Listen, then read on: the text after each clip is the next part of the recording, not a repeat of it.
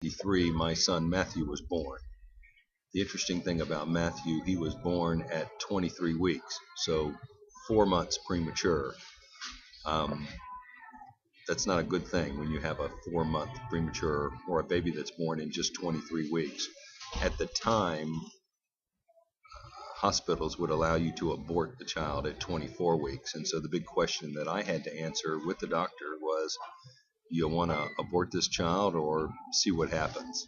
But I didn't want to kill this child without giving him the chance to live. So my son was born just a few days after that, and he was 1 pound 4 ounces. Um, and they took him out immediately and put him in an incubator, and it was just amazing, the fact that he was viable at all. I walked up to this little incubator in the NICU unit. NICU is Neonatal Intensive Care Unit. And I'm looking at this child that I thought was my son. And I just said, there's just no way this kid's going to make it. Look how small he is. And all of a sudden the nurse comes up and says, "Oh no, Mr. Midgett, that's not your son. Your son is a few incubators down." And the little child that we were looking at was 3 pounds. We went to look at my son, and he was 1 pound 4 ounces. And we thought the 3-pounder wasn't going to live. That's kind of when our adventure started. Every single day was a trip to the hospital to see my wife and spend time with my newborn son. And every single day, every single hour, you had to make decisions that would impact your child's life forever.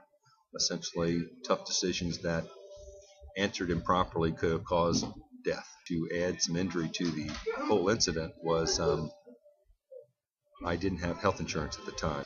So at the end of the ordeal, when I took my son home, I was $560,000 in debt. Some friends of mine decided to throw a party for me just to hopefully raise some money. And that's where it started.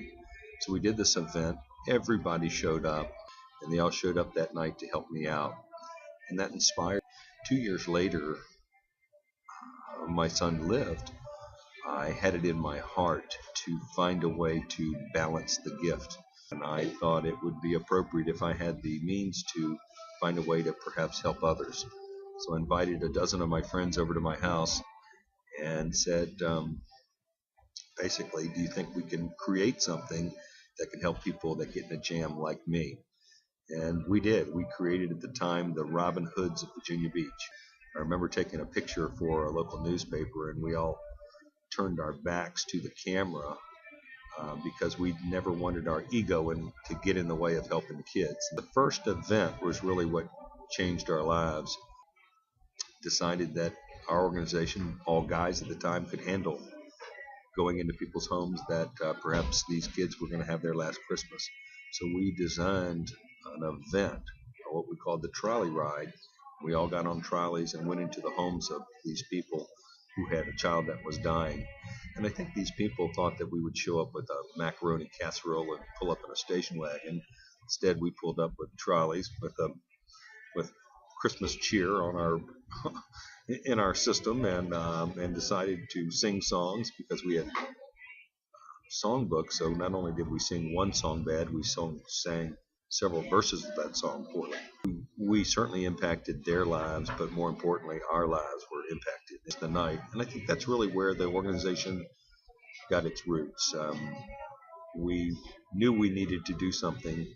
We didn't know what, but we did it ourselves, and as a result, we understood that there was a return on investment for giving, and the organization moved forward from that point on. In 2006, we decided that we would expand it to women and teenagers. And it was interesting. I met a man that said, teenagers are probably the worst investment that anybody could make.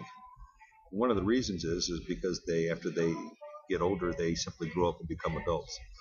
But sure, a tough group of people to deal with. And I remember driving home going, wow, teens. At the time, we had just changed our name to Noblemen, and I thought, what would we call the teens? And I'm thinking, Noble Teen? And before you know it, I had an investor that was willing to give us pretty good sum of money to go out and start Noble Teens. And that's what we did. Our first Noble Teen chapter started at Tallwood High School. And I remember meeting all these kids and talking to them about the kind of things that meant something to me. And it was cool because it clearly resonated with these teenagers there and made an impact on us. So the first Noble Teen chapter started at Tallwood High School. Today, we now have 14 chapters of Noble Teens in all Virginia Beach high schools and probably over 400 teens that are simply giving back, finding ways to help each other in their community. So Noble Teens got started, Noble Women got started, and that was a tough jaunt to begin with, but now there's probably 80 Noble Women, and Noble Men are now close to 250. So, large organization, all because I made a good decision in 1993 to save my son's life, and as a result of that, the world paid me back. Anyway, I'm excited about the future. I quit my real job in order to make this happen, and so I'm excited about the future, and I'm excited about what giving back can do not only for me, but all the people I introduce it to.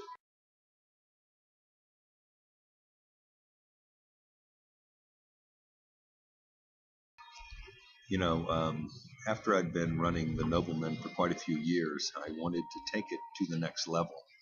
And I met this gentleman. I didn't meet this gentleman. He's a good friend of mine. Robin Gayer came out and he said, you know, Al, what you need to do was write a book. Even considered writing a book, but I think everybody, when given the notion, has a fleeting thought and then goes, nah, I'm not going to do that. But I wrote the book. Here's the book. Normal to Noble. Al Midgett. And it was a pretty cool process. And as a result of that, now I have the platform to not only have a voice myself, but my book has a voice. And hopefully that voice will allow the Noblemen to grow, not only in Hampton Roads, but across the country.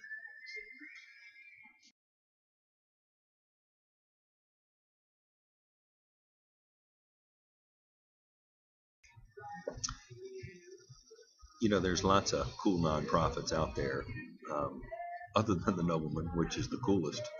And one of my board members worked at Operation Smile.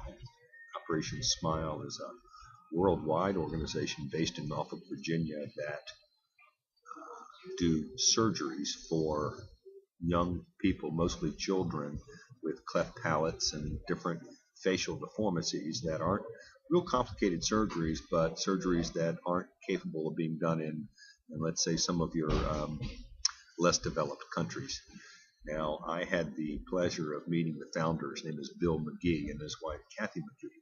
But I was in Bill's office just talking to him about how impressed I was with his organization.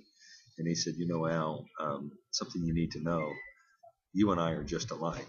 The difference between you and me is I think bigger. And never forgot that. So it's interesting to meet somebody that has a worldwide perspective. And that certainly expanded my horizons by meeting Bill McGee.